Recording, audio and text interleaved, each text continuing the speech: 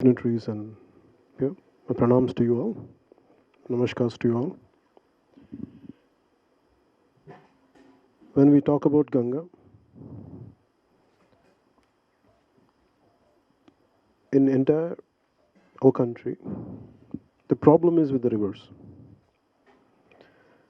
Even in Telugu states, Krishna or Godavari or Tungabhadra, they're completely getting polluted.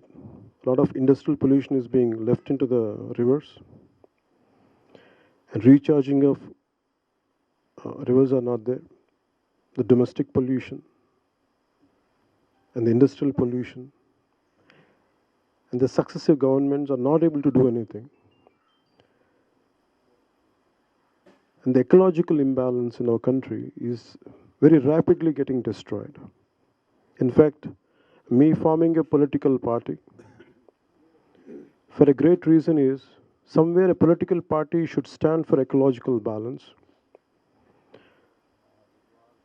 As Rajendra Singh ji said, the development should be balanced, keeping ecological balance in mind.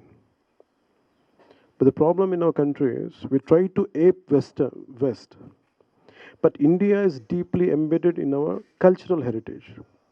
We believe in karma. When we do something wrong, it is going to affect us. It will affect our children. And that's why we don't exploit resources, unlike West. Somewhere to take away the cultural bent of our country is going to damage. And that is the reason why rapidly our natural resources are getting depleted and polluted.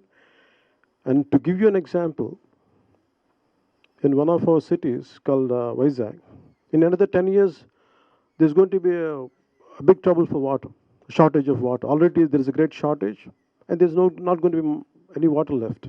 That is the uh, forecast of that's the present situation here. So somewhere the entire river, to revive the rivers of our nation, let us start with Ganga. Gangaji is we respect our mother from and every part nook and corner of India. There is a temple of Shiva, and we respect we we pray Ganga there. We call water as Ganga, no matter which part of India we call it as Ganga. So Ganga is not just for Uttar Bharat or Dakshin Bharat or Purva Pashchim, it is for the entire nation. And what happens in Uttarakhand, what happens in northern India, it will happen to the rest of India also. So it is every Indian's responsibility to stand for Ganga, the free flow of Ganga, that whatever the pollution is happening, to stop the pollution into Ganga. And this all concern for me. I supported Pradhan Mantri Narendra Modi ji in 2014.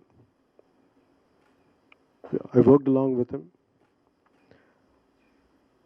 And when the BJP came, I thought Ganga rejuvenation will happen.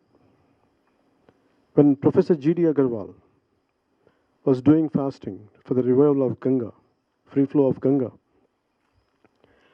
after more than 100 days, first I was hearing about it, very small bit news, and no one knows about it, about the entire fasting.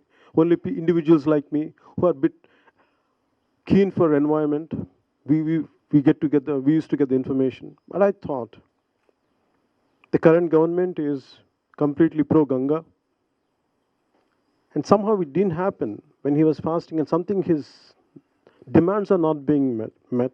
Forget about demands being met. At least someone from the center should have come.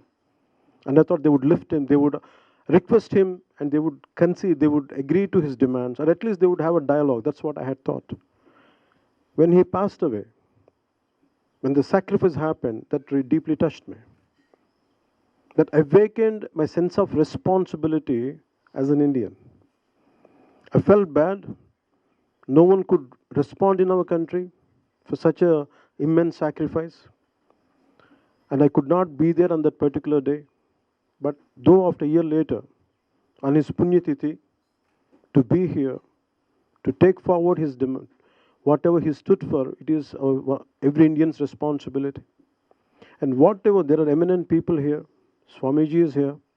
A lot of experts are here.